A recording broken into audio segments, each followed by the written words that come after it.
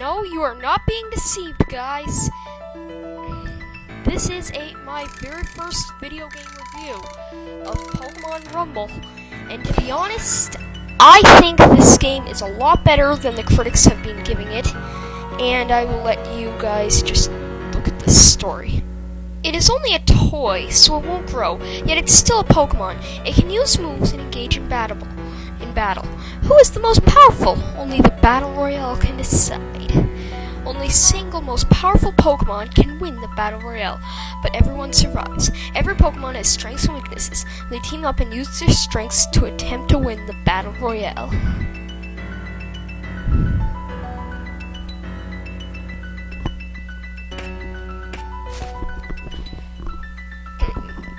Or little Rattata's dream of becoming champion of the Battle Royale.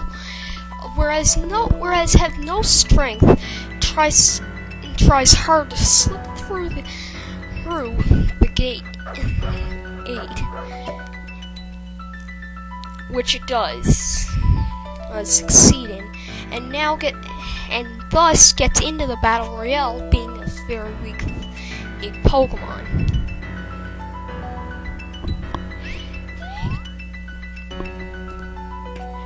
Controls for this game. Okay, so you move Rattata with the control stick, and you attack with the 2 button.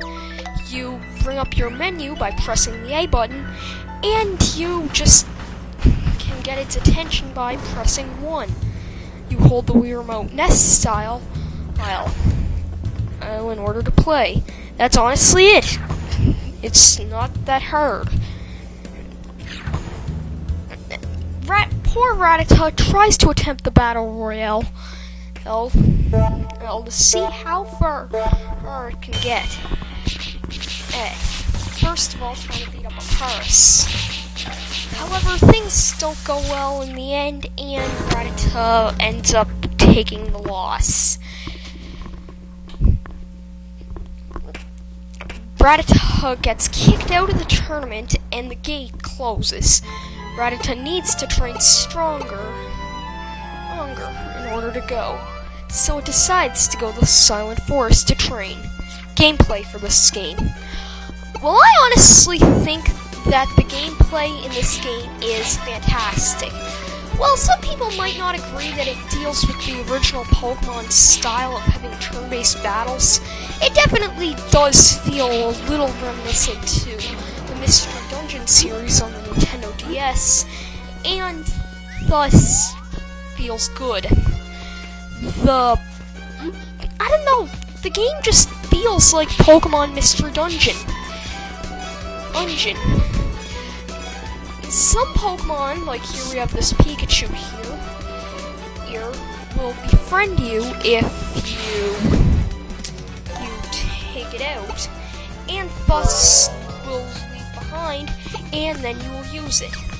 Now, some of you are going to be asking, what the heck's up with these numbers? 49? Well, that's actually the strength of Pikachu itself.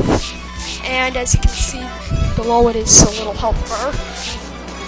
You can open the menu by pressing A, and being able to switch it is simply done by selecting over it and pressing the 2 button. The springs basically warp you to the next room, basically like the staircases in the Mystery Dungeon series. The game just feels good. I really can't describe it. Unlike most of the reviewers on YouTube, you see there I got a Caterpie. I think this game really does feel good. Lots of people say they get bored of this game really fast, but yet I always think that this game is really good.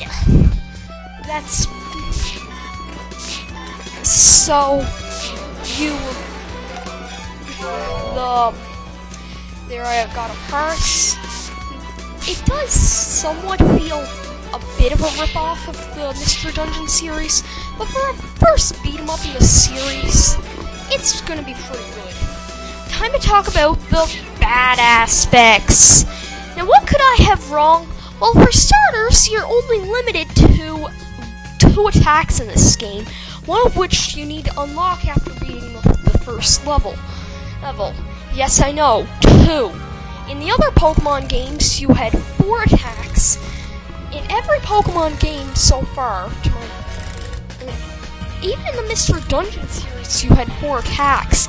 Giving only 2 attacks is kind of bad because it can easily give your opponent an upper advantage. Now here we are up to the first boss, which is Ivysaur here, and you see we have the boss's health meter at the very top, and he has little minion guys. So overall, it's really good. Overall, the game is just, it feels good. I mean, this game, there's really not many reviewers who actually like this game. And I'm not really considered a reviewer myself. And there is basically the Pokemon you befriend, and you also get a reward for the most powerful. Not that it's really that useful, really, but you just see which one's the most powerful and which ones you actually can consider using. So, the facilities that open up are pretty cool. Now, I do have to say something that is kind of lame that I want to tell you is that it doesn't offer any DS support. I really wish that they could have supported with the DS, because it would have actually felt well. You basically have some things like your collections, you want to release a Pokemon, multiplayer, which I don't have the multiplayer right now, basically your game scores, a Wii remote option, a recruit option to use a password or with your money, and the most useful, the gumball machine, basically, where you can learn a move, which you can either replace over the current move, which can be used with 2, or now you can get your one for the 1 button as well. As you see, I have both Charge and Thundershock on here. Overall, I'd say this game gets a 9 out of 10.